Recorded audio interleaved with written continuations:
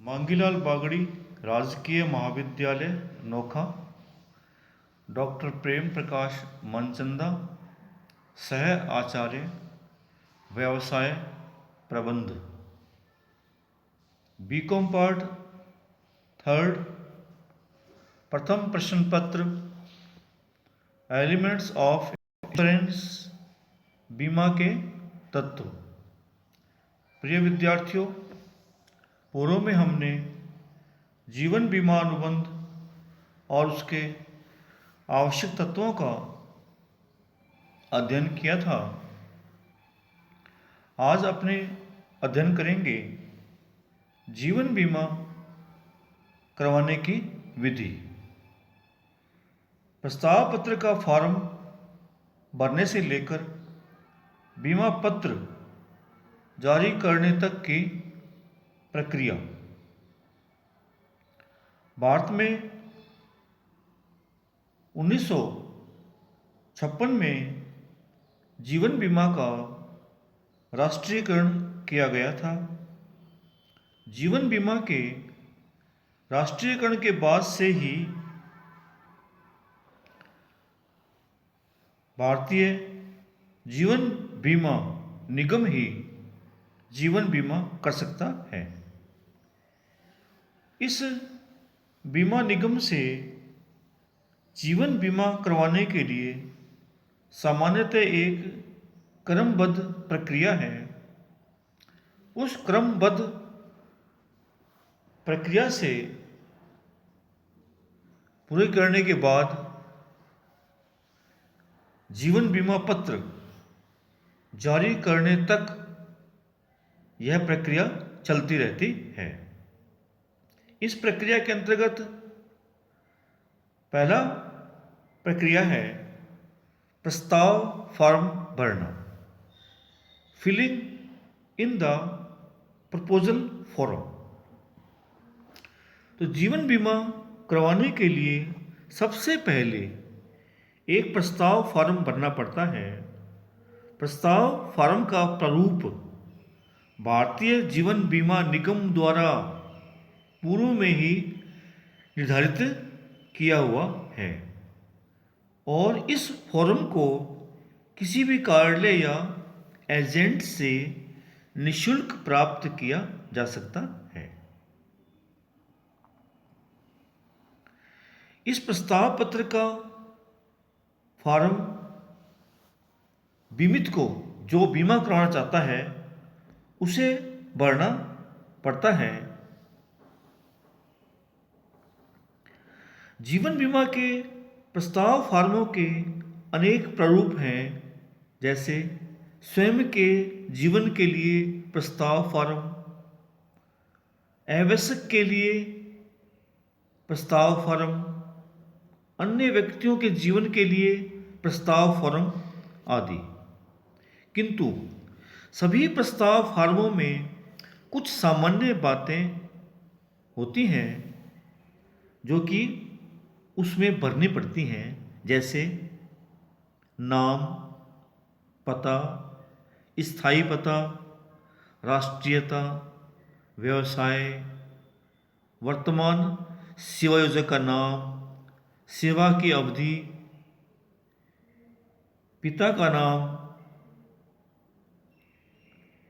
उसके बाद बीमा राशि, बीमा अवधि, प्रीमियम भुगतान की अवधि, भुगतान का अंतराल, प्रथम किस्त के रूप में जमा की जाने वाली राशि।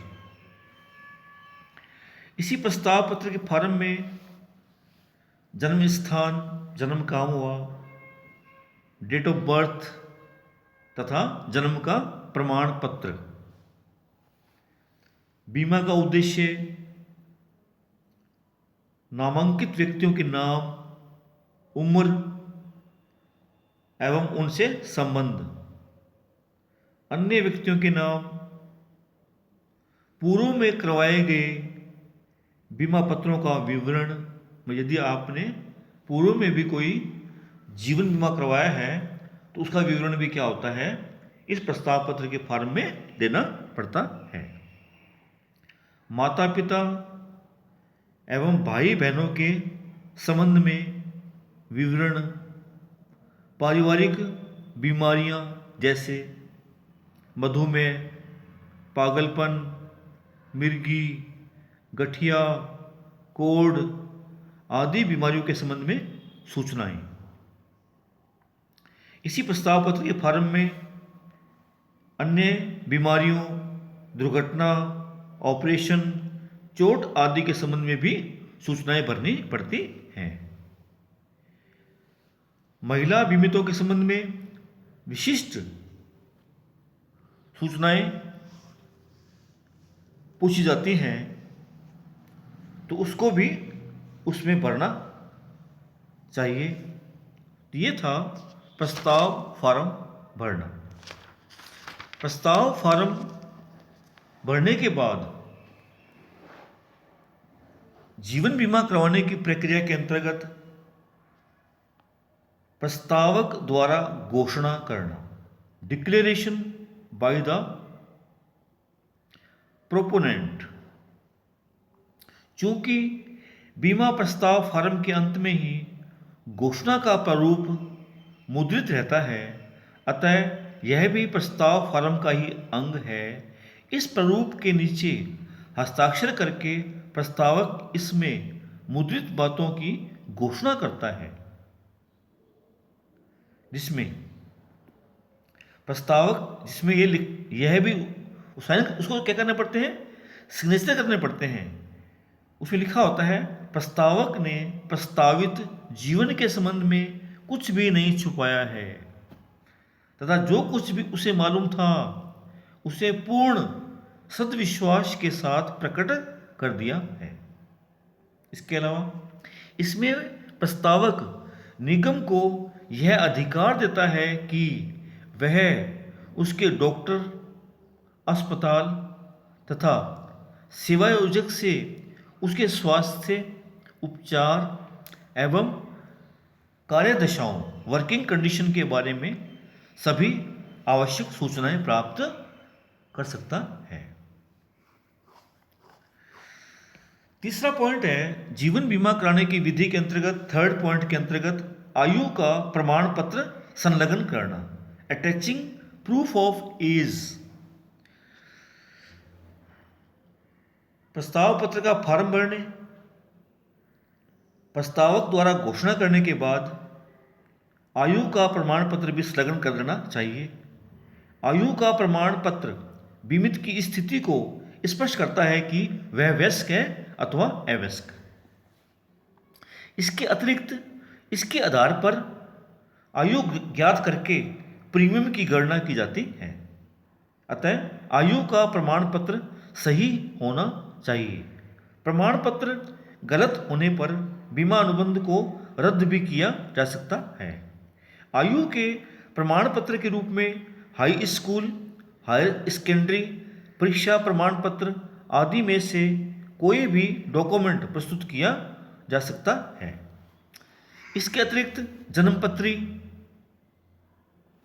नामांतरण, संस्कार प्रमाण पत्र, नौकरी का रजिस्टर, नियोक्ता का प्रमाण पत्र आदि को भी आयु प्रमाण के रूप में प्रस्तुत किया जा सकता है। इसके अतिरिक्त कुछ बीमा पत्रों के लिए पासपोर्ट को भी आयु का प्रमाण पत्र माना जाने लगा है। ये हो गए 3 पॉइंट। चौथा पॉइंट है प्रक्रिया के अंतर्गत एजेंट को प्रस्ताव फॉर्म सौंपना। प्रस्ताव पत्र का फॉर्म भरने, आयु का प्रमाण पत्र संलग्न करने के पश्चात उस प्रस्ताव पत्र के फॉर्म को एजेंट को सौंप देना चाहिए। बीमा एजेंट इस फॉर्म को देखकर यह पता लगाता है कि प्रस्तावक ने संपूर्ण सूचनाएं भर दी हैं अथवा नहीं। यदि नहीं भरी हैं तो वह स्वयं प्रस्तावक से पूछकर इन सूचनाओं की रिक्त स्थानों की पूर्ति कर देता है। 5वां पॉइंट है चिकित्सा जांच करवाना, टू अरेंज मेडिकल एग्जामिनेशन। जब एजेंट को प्रस्ताव फॉर्म सौंप देते हैं, उसके बाद क्या होता है, बीमा कंपनी उसकी चिकित्सा जांच करने की व्यवस्था करवाती है। चिकित्सा जांच बीमा निगम के मान्यता प्राप्त डॉक्टरों द्वारा की जाती है।